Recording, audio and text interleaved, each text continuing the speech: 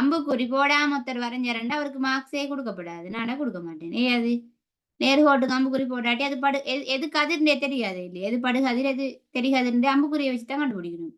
அம்புக்குறி போட்டாதான் அது கதிராக மாறும். ஸோ அப்ப படுகதிர்னு சொன்னால் இந்த தலைவாடி நோக்கி வாரது. அப்ப அம்புக்குறியை பாருங்க, அழைக்கணும், அம்புக்குறி போட்டிக்கணும். அப்ப உங்களோட படங்கள்ல நீங்க அவதானிக்க வேண்டிய விஷயம் அம்புக்குறி ஃபர்ஸ்ட் கிளாஸ்லன்னு சொல்லிட்டு வாருங்க. ரைட். அடுத்தது படுகதிர் தெரிகதிர் வரைஞ்சிக்கணும். செவ்வன் வரைஞ்சிக்கிறான்னு பாருங்க. செவ்வன் வரையாம தெரிகதிர் வரைஞ்சிடாதீங்க. ரைட். ஸோ படுகோணம் IR காட்டிக்கிறீங்களான்னு பாருங்க. மாத்திக்கப்படாது. ஐன்னு சொன்னா படுகோணம், ஆறுன்னு சொன்னா தெரிகோணம். நீங்க மாத்தி குறிக்கப்படாது. இந்த புக்ல தந்திக்கிறாங்க ஐயத்தான் படுகோணம் எடுக்க சொல்லியுது, ஆறத்தான் தெரிகோணம் எடுக்க சொல்லியுது. அதெல்லாம் எழுதி காட்டிக்கிறாங்க பாருங்க. இப்படி எழுத தந்த இப்படி சில நேரம் உங்களுக்கு இந்த படத்தை தந்துட்டு இப்படி இங்கிலீஷ் லெட்டர்ஸை போட்டுட்டு பக்கத்துல எழுத சொல்லுவாங்க. அப்ப நீங்க கண்டுபிடிச்சு எழுதணும். புக்கை பாடமாயிட்டு போய் எழுதுற இல்லை. சில நேரம் எக்ஸாம் பேப்பர்ல என்ன செய்வாங்க, வார பிழைகளை சொல்றேன் நான் பாருங்களேன். அப்ப நீங்க பிழைகளை கொஞ்சம் குறைச்சிக்குவீங்க. எக்ஸாம் பேப்பர்ல இப்ப நீங்க புக்ல படிச்சு இதே படம் தான் உங்களுக்கு எக்ஸாம் பேப்பர்ல வருதுன்னு வைப்போம். ஆனா அம்புக்குறி மாத்தி தரேன்னு வைப்போம். இப்படி அம்புக்குறி இங்க வருது, இந்த அம்புக்குறி இப்படி போகுது. இப்ப என்ன சேஞ்ச் ஆகும்னு சொல்லுங்க பாப்போம். இதுல நீங்க சொல்லுங்க. ரைட் பாப்போம் யாருக்கு விளங்கிக்கு. நான் படத்தை கொஞ்சம் மாத்திட்டேன், அம்புக்குறி ரெண்டே மாத்திட்டேன்.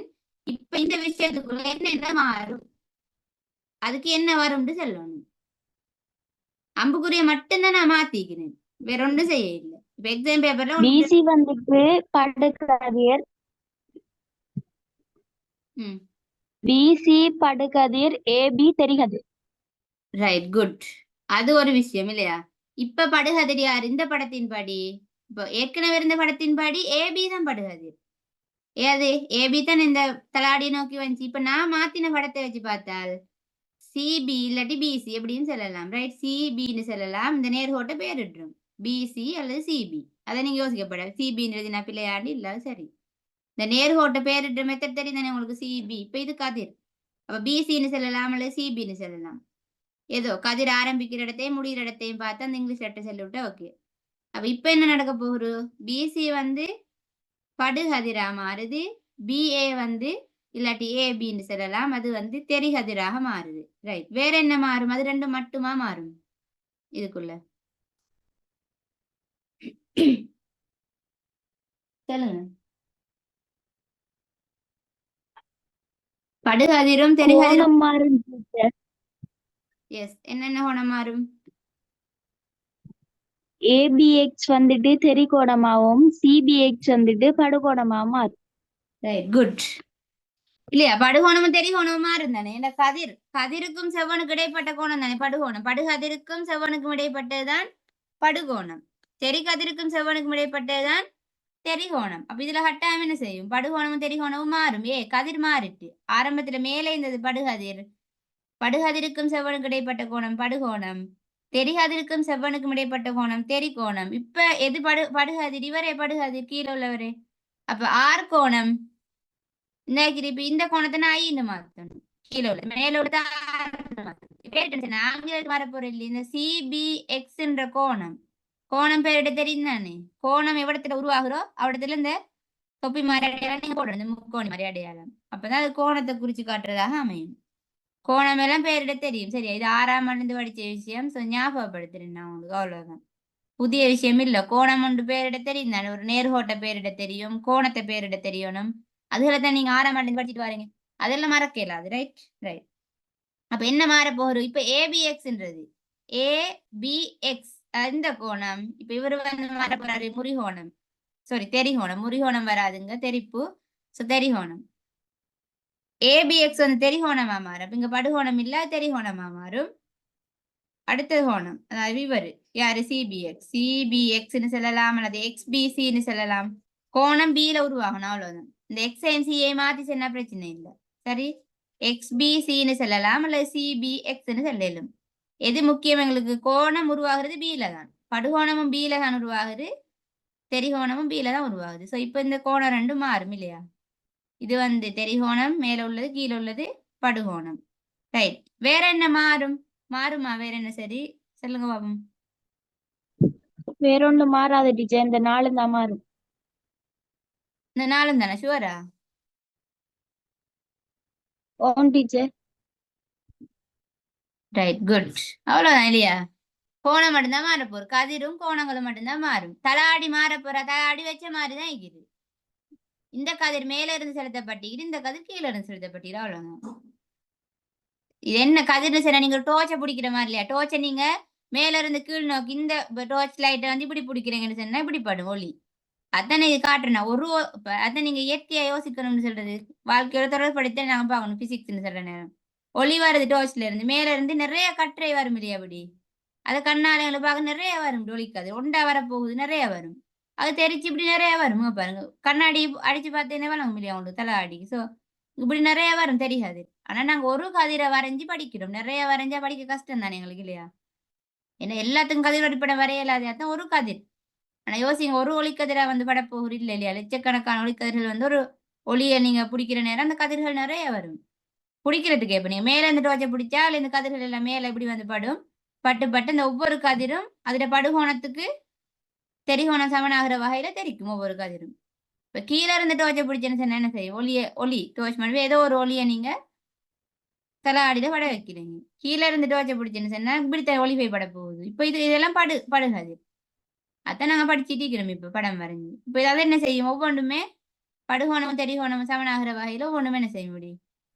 பட்ட இடத்துல இருந்து அந்த குறித்த படுகதிர்ட தெரிகோணம் சமனாகிற வகையில தெரிக்கும். எல்லாம் ஒரே பாதையில போகாதே.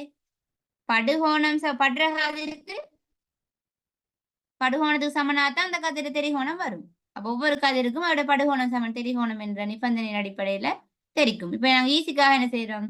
ஒரே ஒரு ஒளிக்கதிரை வச்சுதான் அதோட படுகதிர் எப்படி வந்து படுது, தெரிகதிர் எப்படி போகுதுன்றதை பாக்குறோம்.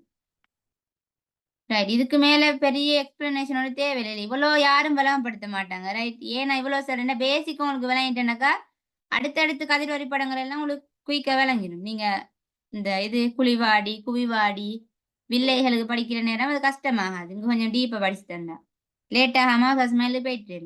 இப்போ நீங்க பார்க்க வேண்டியது அம்புக்குறியோட திசை. என்ன அம்புக்குரிய திசை மாறினா அந்த கதிரே மாறுது இல்லையா? படுகதிர் தெரிகதிரா மாறுது அம்புக்குரிய மாத்தினா. அப்ப யோசி நீங்க எக்ஸாம்ல போயிட்டு எவ்வளவு கவனம் அம்புக்குரிய போடணும்னு. அடுத்தது எக்ஸாம்ல பார்க்கணும். சும்மா பாடத்துல எழுதாம கதிரை பார்த்து தான் கண்டுபிடிக்கணும். இது புக்ல மேல படுகதிர் வந்தேன்டு எக்ஸாம்ல யாத்தான் படுகதிரா தரணும் இல்லையா? அவங்க கொஞ்சம் கீழே இருந்து போட்டுட்டா பிழைச்சிடும் எல்லாமே. புக்ல ஞாபகத்துக்கு எழுதுவாங்க சில ஆட்கள். பார்த்தா வீட்டுக்கு வந்து பார்த்தா ஐயோ கதிர் திசை மாறிக்கிறேன் அப்புறம் யோசிப்பீங்க. ஆனா வந்து யோசிப்பேங்க எனக்கு ஃபுல் மார்க்ஸ் கிடைக்கும் இதுல நல்லா எழுதிட்டு வந்திருக்கிறேன். என்ன பாடம் ஆயிட்டு போனது இல்லையா? அப்படி சாக்கல் இருக்குது சரியா? நான் கண்டிக்கிறேன். அதுதான் சொல்றேன். ரைட். அப்படி பாடமாக்க வேணும். பாடமாக்கின எல்லாம் பிள்ளைக்கும் விளங்கி படிச்சா மட்டும்தான் எப்படி ஒரு கேள்வி வந்தாலும் நீங்க அதுக்கு விட எழுதுவீங்க. அப்போ உங்களுக்கு கஷ்டமாகாது. இப்ப கொஞ்சம் சொல்லுங்க. அப்ப இப்படி கேள்வி ஒன்று வந்தா நீங்க செய்வீங்களா? கிளியரா உங்களுக்கு?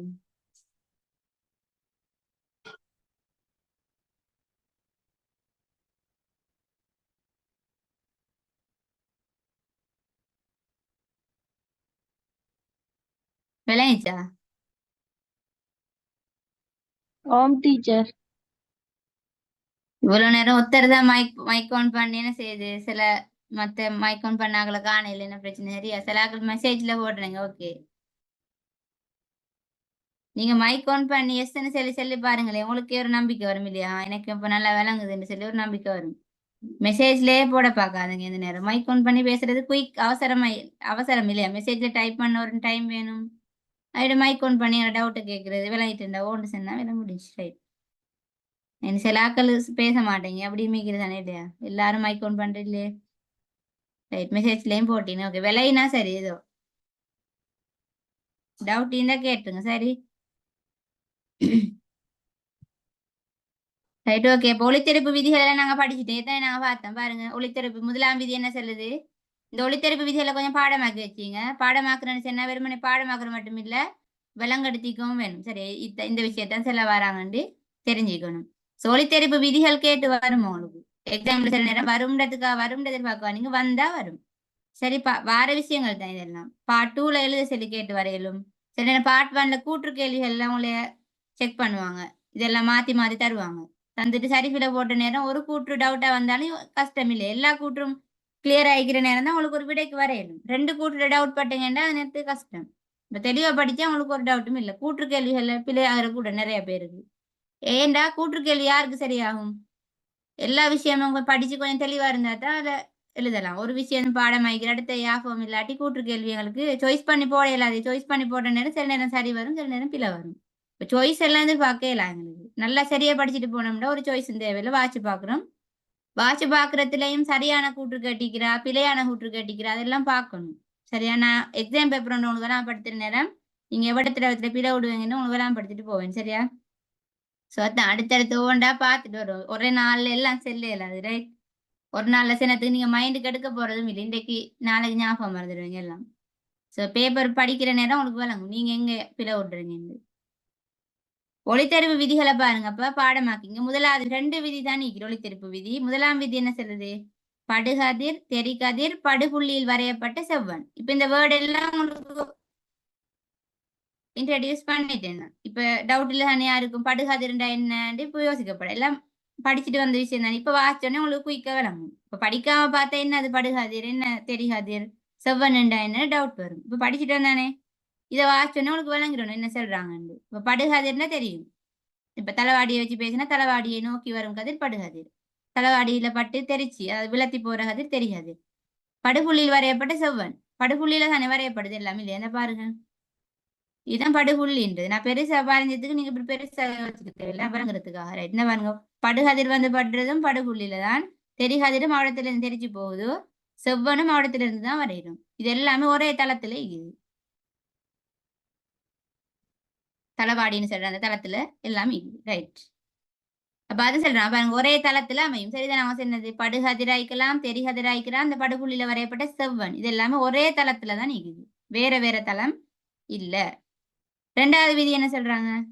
படுகோணமும் தெரிகோணமும் ஒன்றுக்கொண்டு சமன். ஒன்றுக்கொண்டு சமன் இல்ல. 2 அத்தனை சொன்ன படுகோணம் சமன் தெரிகோணம். I Saman R.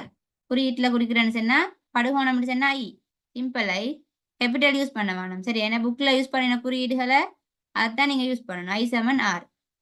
கேபிட்டலா போட வேணும். Simple I simple R. ஐயும் ஆரும் சமன் கோணத்துல. அதாவது படுகோணம் I, தெரிகோணம் R.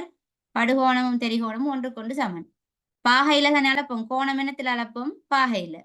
இப்ப இந்த படத்துல நான் படுத்துறேன்னு சொன்னால் இந்த I வந்து ஒரு 30 பாகையாக இருந்தால் பாகைன்னா கோணத்தளக்கும் அழகு. பாகை மேல சிறுச ஒரு வட்டம் போடுவது தான் பாகை. 30 பாகை. அப்ப R எவ்வளவு வரும்? உங்களுக்கு எக்ஸாம்பிள் இப்படின்னு கேட்பாங்க. I சமன் 30 பாகை ஆயின் R யாது? என்ன விட உங்களோட? R சமன் 30 பாகை. 30 பாகை. குட். என்னத்தை வச்சு சொன்னீங்க 30? ஏனெண்டா படுகோணமும் 30 தெரிகோணமும் 30 இருக்கும். ஏனெண்டா ரெண்டும் சமன். ரெண்டும் சமன் ஒன்றுக்கொண்டு. அத்தனை ஒளித்தெரிப்பு விதி சொல்றது இல்லையா? ஒளித்தெரிப்பு விதியின் படியே சரி. தளவாடியில எப்பயுமே படுகோணமும் தெரிகோணமும் சமன். அப்ப படுகோணத்தை தந்தா தெரிகோணத்தை கண்டுபிடிக்கலாம். தெரிகோணத்தை தந்தால் படுகோணத்தை கண்டுபிடிக்கணும். இது ஒன்றுக்கொண்டு சமன் தான். இப்ப படுகோணத்தை தராம தெரிகோணத்தை தந்தேன்னு சொன்னா யோசிக்கப்படா. படுகோணம் மட்டுமா தரணும் இல்லையே? தெரிகோணத்தை தந்திருந்தா படுகோணத்தை கண்டுபிடிக்கலாதா? ஏழுமே 2 ஒன்றுக்கொண்டு சமன் தானே. இப்ப இதை தெரிகோணம் 30 தரணும் இல்ல. சரியா? நான் 30 போட்டா நீங்க பாடமாக்கப்படாது. 30 இல்ல. நான் சும்மா நல்ல ஒரு பாகை. அவங்க 35 48 50 எதுவும் தரலாம். சரி, 6 வந்து 30 எத்தனை கேட்டா என்ன சொல்லுவீங்க நீங்க? 30 பாகை. 30 பாகை. I Saman R. அது திரும்பி அதே விதிதான். சிலாக்களுக்கு டவுட் வர I சமன் 30 தந்தாதான் R சமன் 30 கொடுக்க பார்ப்பாங்க. அப்படியும் ஈக்குது. சரியா? அப்படி இல்ல. I சமன் R ரெண்டும் ஒன்றுக்கொண்டு சமன். R தந்த ஐய போடலாம், ஐய சமப்படுத்தலாம். ஐய தந்தா ஆருக்கு சமன். அது சில நேரம் என்ன செய்வாங்க, இந்த தராம நான் உங்களுக்கு பயிற்சி எடுத்து ஆறேன். சரியா? பயிற்சி எடுத்து ஆறு நேரம் உங்களுக்கு அது விளங்கும். சோ இந்த கோணங்களை தராம படுகோணத்தையும் தெரிகோணத்தையும் தராம இங்கிட்டு தருவாங்க இந்த கோணத்தை. இது வந்து என்ன கோணம்? இது வந்து இந்த கதிருக்கும் படுகதிருக்கும் இந்த படத்தின் படி படுகதிருக்கும் தளவாடிக்கு இடைப்பட்ட கோணம். இதை ஒரு பாகையில தருவாங்க. சரியா? ஒரு 30 பாகை தாராங்க. ரைட்? அப்படி தருவாங்க. இதை தருவாங்க. சரி, நான் உங்களுக்கு இந்த கேள்வியை கேட்கிறேன். யாரு விட சொல்றேன்னு பார்ப்போம். சரியா? ரைட், இது ஒரு 50 பாகை.